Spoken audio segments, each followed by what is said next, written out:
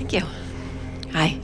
I would like to let go of resentment, and I could think of 5 instances of people that I haven't let go of, and not for their sake, for my sake, because I love loving. I love being the loving being that I am, and it's so uncomfortable when I get that little glitch in my gut. You have answered your own question. In fact, you've said the most important thing that we wanted to say to you, which is the reason that resentment is so uncomfortable and the reason that you want so much to release it is because you're not allowing yourself to be who you are.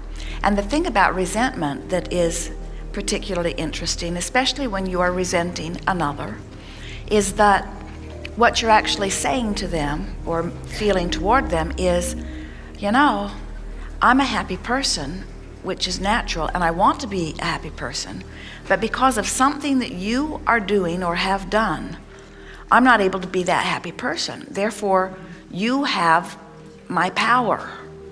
And your true sense of resentment is in the flailing about that anyone would do in the perspective that they are without their power. Let's say you appeal to them and you say, hey, you know, I don't feel good because of whatever you've done, so you need to do something different. You never get any of your power back because you gave it to them to do something with or not. And so it's going to come up again and again and again and again. But when you don't ask them to change any of their behavior, but instead use the power of your own perspective and the power of your own mind to redirect your thoughts until you come back into your power. Now, you are fully empowered, you see. And so the thing that we enjoy, and every now and again Esther and Jerry bump up against something where they're sure that the reason they feel bad is because of the behavior of someone else.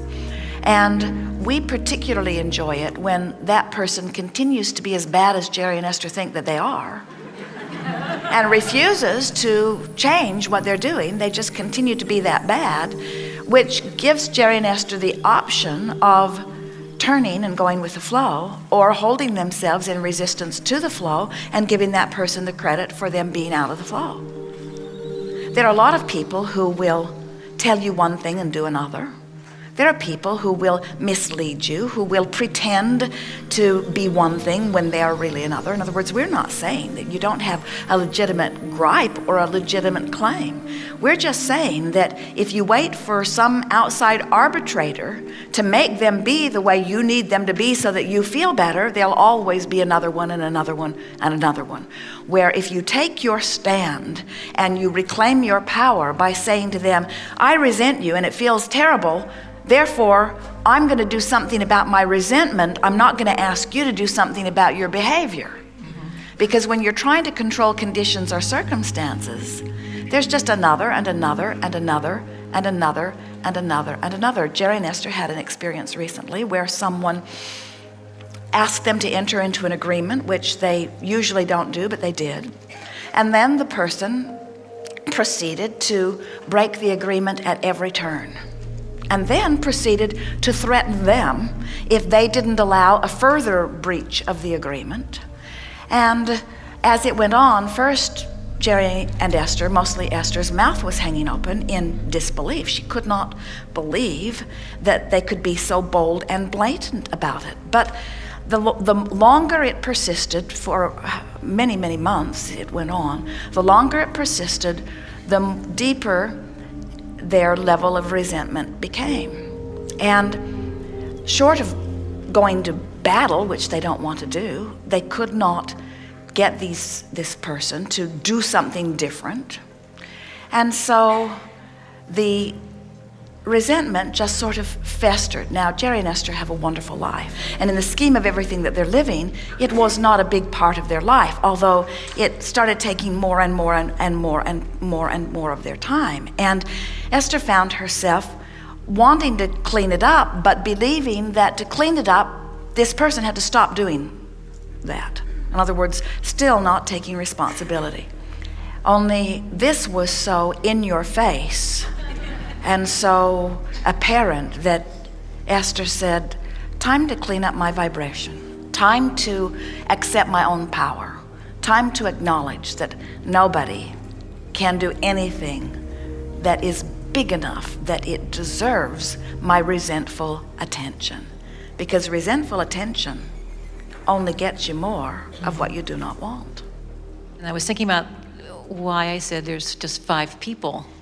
And I thought, well, certainly I've had more experiences than that in my life of people that I have resented or could have resented, and why these 5 I haven't let go of. And I realized that part of it was because I wasn't going to let go of all of it until they accepted their part, that it was their stuff that caused it. If Well, it's good my luck on stuff, that. yeah, I know. That's a waste of time. Because you don't have any power in that. Right. And we want to give you something else. The reason that these 5 have hung on is because they are the escalating culmination of resentment in your life. In other words, that's as big as your resentment has become so far. In other words, everything gets bigger. So if you got a little resentment going on and you don't notice it, don't worry, it will get bigger.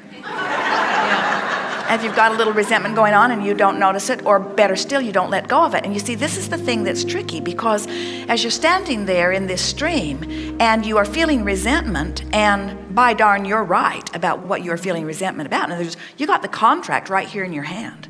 You've got the proposal, you've got the agreement, you've got the way it all started. You're right. You are so right. You are absolutely right in your resentment. And any court in the world would back you up as you turn the wrong way in the stream.